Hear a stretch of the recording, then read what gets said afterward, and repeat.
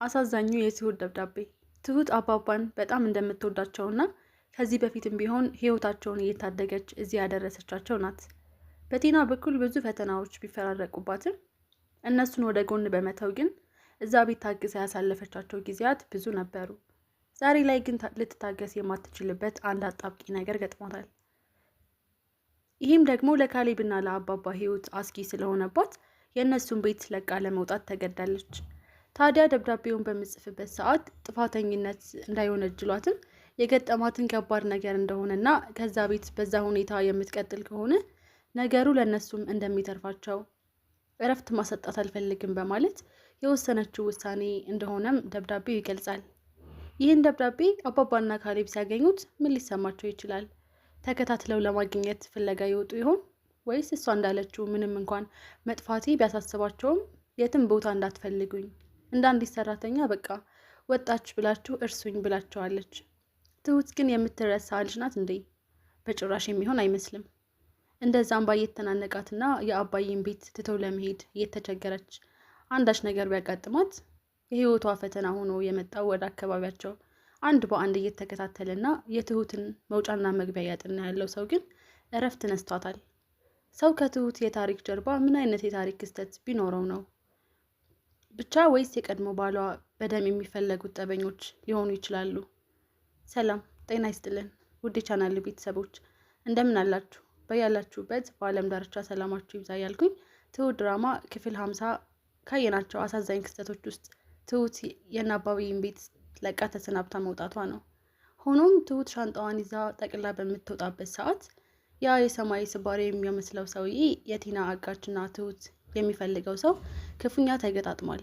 በእርግጥ ሁለታቸው የሚፈላለጉበት የራሳቸው ጉዳዮች አሉ። ማለትም ያ የቲና አጋች የሆነው 1 ሚሊዮን ብር ቲናን ጠይቋት እንደነበር እና ይህ ሰው ስላስመለጠላት ምናልባትም ሊበቀለው ይችላሉ። በዚህ አይነት ሁኔታ በራሳቸው ጉዳይ አቲካራ ሲገጥሙ ምናልባትም ትሁት የምታመልጥበት አጋጣሚ ሊፈጠር ይችላል። ለበለዚያ ደግሞ የምታመልጥበት አጋጣሚ ሊፈጠር ይችላል። ወይ ደግሞ ይሄኛው ሰውዬ ቢሆን ቲናን ስላላገኛት ትሁትን በመያዝ ምናልባትም ሊደራደር የሚችልበት አጋጣሚም ሊፈጠር ይችላል። ብቻ ቲና በእነዚህ አጣብቂ ነገሮች ሆና ነው አሁን ላይ እነ ካሌብን ቤት ተሰናብታ ሽሽትን የመረጠችው። ለማንኛውም የጨለማ ጉዟቸው ለትሁት እጅግ በጣም አስፈሪ ነው። የሆነ ሱቅ ስትላክም በዛ በአቅራቢያው መውጫ መግቢያ እየተከታተለ ትሁት አለቅሽም፣ በገባሽበት አብሬ ይገባለሁኝ፣ ህይወትሽ ሰላም አይኖረውም ይላል። ሰው ፍለጋ ለእህቷም ስጋት እንደሆነባት ደውላ ነግራታለች። ለካሌብና ለአባባ ግን ሚስጥር አድርጋ ይዘዋለች። ምን እያስፈራራትና ማን እየተከታተላት እንደሆነ ለመጠየቅ ሞክረዋል። እርሷም የሆነ ሌባ እያሳደደኝ እንጂ ይህ የሚታወቀው ሰው ማንነቱን ለመናገር ግልጽ አልነበረችም። ሆኖም አሁን ካሌብ እያሳሰበው ያለው ለመሆኑ ያፈቀረችው ሰው አለና ወጣ ወጣ የምትልበት ምክንያት ምናልባትም ያንን ሰው ለማግኘት ነው ብሎ ያስባል። ከቅናቱ የተነሳ እኔማ ብዬ ለእንዴ ከዚህ በፊት አስጠንቅቄሻለሁኝ፣ አንቺ እንደፈለግሽ እየዘለልሽ ነው የሚመጣብንን ተጠያቂነት በማሰብ ነው አንቺን የምቆጣጠርሽ። ስለዚህ ባክሽን የማታ ጉዞ ይቅርና ቀንም አትውጪ በማለት ያስጠነቅቃታል። አባት ያኔ ሲቆጣት ይመለከታል። የካሌብ ቁጣ ከምንም ተነስቶ እንዳልሆነ ሽማግሌው ለመረዳት ሞክሯል። ማለትም ካሌብ ትሁትን ይወዳታል፣ ነገር ግን አፈቅርሻለሁ የሚለው ነገር ከአንደበቱ ለመግለጽ የተቸገረ ይመስላል። ኩሽና ድረስ በመሄድ ትሁት ለተናገርኩሽ ነገር ይቅርታ አድርጊልኝ፣ ያው ላንቺ ደህንነት ከማሰብ አንጻር እንጂ በሌላ እንዳታዩ በማለት ነገሮችን ለማደባበስ ሞክሯል። ትሁትም ስለሌላው ነገር አይመለከተኝም፣ ለማንኛውም በተናገርከው ነገር ይቅርታም አያስፈልግም በማለት ቂም እንዳልያዘችበትም ነግረዋለች።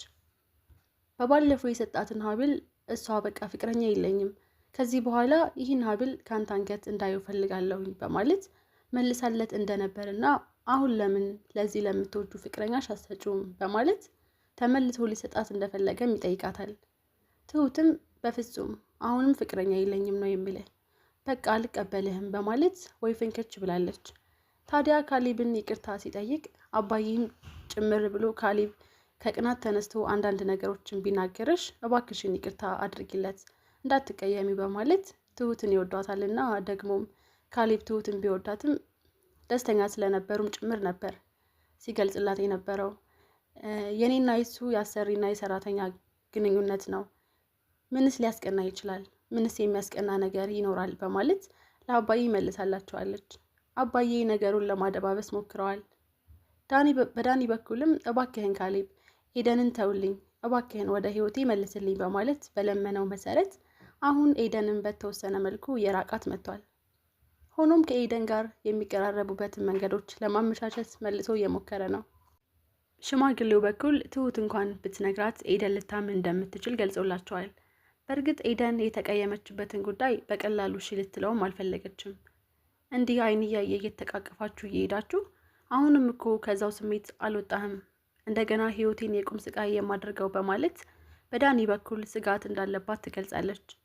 ዳኒ እስከ መጨረሻው ሊታመናት እንደሚችልና ድጋሚ እንደማይደግመውም ነግሯታል። ታዲያ ወደ ቤት ስትመጣም ትሁት ግድ የለሽም ዳኒ አንድ ጊዜ ሳሳት እንጂ ለጥፋቱ ሁሉ ይቅርታ ጠይቋል። ጥፋቱንም በደንብ ያምናል። ብታገቢው ወደፊት ተመችቶሽ ጥሩ ባልሽ ይመስለኛል፣ ብዙ ልጆችም ትወልዳላችሁ በማለት አሳመነቻት። እንግዲህ ስለ ዳኒ ሁኔታ ካወራቻት በኋላ በእርሷ በኩል የሚሰማትን ስሜቶች ግን አንድ በአንድ ገለጸችላት። ካሌብም ሆነ አባዬ በጣም ነው የምወዳቸው። ከዚህ ቤት የተለየ ትዝታ አለኝ። ሆኖም እኔ ባልኖር እንኳን የአባዬን ነገር አደራ በማለት ስቅስቅ ብላ ለቀሰች። ኤደን በጣም አዘነች። ምን ነው ልትሄጂ ነው እንዴ አለቻት። አይ አልሄድም፣ እንዲሁ ዝም ብዬ ነው በማለት የፈሰሱ እንባዎቿን ጠራረገች። የቲና ወዳጅ የሆነው አዲሱ የትሁት ጥላትም እንዴት ነው ትሁትን አሳምነሻታል? በምን መልኩ እያለም ጠይቋታል። ትሁትን በማሳመኑ በኩል ምንም አይነት ስጋት እንዳይገባ በደንብ ነው ያሳመንኳት አለች። የትሁትም ጠላት የሆነው ሰው ነግረዋለች። በነገራችን ላይ ትሁት ቶሎ ማመኑ ላይ ምንም ችግር የለባትም። ይህም ማድረግሽ በጣም ጥሩ ነገር ነው። ወደፊት ለስራችን አመች ይሆናል። እንግዲህ ከዚህ በላይ ቲና አሁን የልብ ወዳጇን ስላገኘች ደስ ብሏታል። ይህማ የምትፈልገው ነገር ነበር። ትሁትን ካላጠቃው ያለች በብዙ ነገሮች እየቀናችባትና በሰራተኝነቷ ለማንቋሸሽ እየሞከረች ብዙ ነገር አድርጋለች። ዛሬ ግን ከዛ ሰው ልትዳርጋት የቅርብ ወዳጅ መስላ እንደተከሰተችና ትሁትን በበኩሏ እንዳዳነቻት አድርጋ ለሽማግሌው ተናግራለች። በዚህ በኩል ትሁትን አሳምኛለሁ በማለት የልብ ልብ ተሰምቷታል እስከ መጨረሻም። ግን በስተመጨረሻ የትሁት ውሳኔ ግን በእኔ የተነሳ እነዚህ ቤተሰቦች ችግር ውስጥ መክተት አልፈልግም፣ እዛው እኔ እንዳመጣብኝ ችግሮቹን እጋፈጣቸዋለሁ በማለት የወሰነችም ትመስላለች። የቲና አጋችና ወዳጇ እነዛ ሰዎች ሁለቱም ተገናኝተዋል። ስለምን እንደሚወያዩ ባይታወቅም ቲናን ስላስመለጣት ሳይናደድበት አልቀረም። ታዲያ ይህንን ሰው በቦክስ ይበለው ወይስ በእርግጫ የምናውቀው ነገር ባይኖርም ወይም ደግሞ በቲና የደረሰው እገታ እርሱን ወስዶ ሊያግተው ይችል ይሆን? ብቻ ግን ያንን 1 ሚሊዮን ብር ሳያገኝ በመቅረቱ እየተናደደበት ነበር። ዛሬ ላይ ለቲና ስልክ ደውሎ ያን 1 ሚሊዮን ብር ካላስገባሽ አሁንም በህይወት አትኖሪም እያለ የዛተባት ሲሆን እሷም አይደለም 1 ሚሊዮን 7 ድንብሎ ሳንቲም አታገኝም፣ ለማንኛውም አርፈ ተቀመጥ አስገድልሃለሁ ብላ ዝታበታለች። በስተመጨረሻም ከዚህ አጋች ጋር የተገናኙት ሁለቱ የማይዋደዱት ወንዶች ምን ሊፈጥሩ ይችላሉ? ትሁትም ልብሶቿን አስተካክላ ሻንጣዎቿን ጠቅልላ የነ ካሌብን ቤት ተሰናብታለች። ካሌብ ወይስ አባባ ከርቀት አይተው ይመልሷት ይሆን? ለማንኛውም በጣም በሚያሳዝን ሁኔታ የጻፈችው ደብዳቤ ልብ የሚነካና የቆየችበትን ቤተሰባዊ ፍቅር መስርተው ይህን የመሰለ ግን እጅግ በጣም ከባድ መርዶ ሆኖባታል። በእርግጥም የለመዱትን ሰው እንደማጣት የሚያሳዝን ነገር የለም። የፈለገው ባዕድ ነው ያልናቸው ሰዎች አብሮ በመኖር ግን የሚፈጠር ቤተሰባዊ መተሳሰብና መዋደድ አለ። በመጣላት ውስጥ መፋቀር አለ። ብቻ እነዚህ ሁኔታዎች ትሁትን በጣም ረብሸዋታል። አባዬ ልጅ ሆኜ ኑሬ ሳበቃ እንደ ባዳ ሾልኬ ወጣው፣ ይህንን ግን እንደ በደል አትቁጠርብኝ ነው ያለችው ትሁት። በቀጣይ ክፍልስ በምን እናገኛታለን? የዛሬው ይህን ይመስል ነበር። ለቻናሌ አዲስ የሆናችሁ ላይክ፣ ሼር፣ ሰብስክራይብ በማድረግ ቤተሰብ እንድትሆኑ በትህትና እየጠየቅኩኝ እዚሁ ተሰናበትኳችሁ።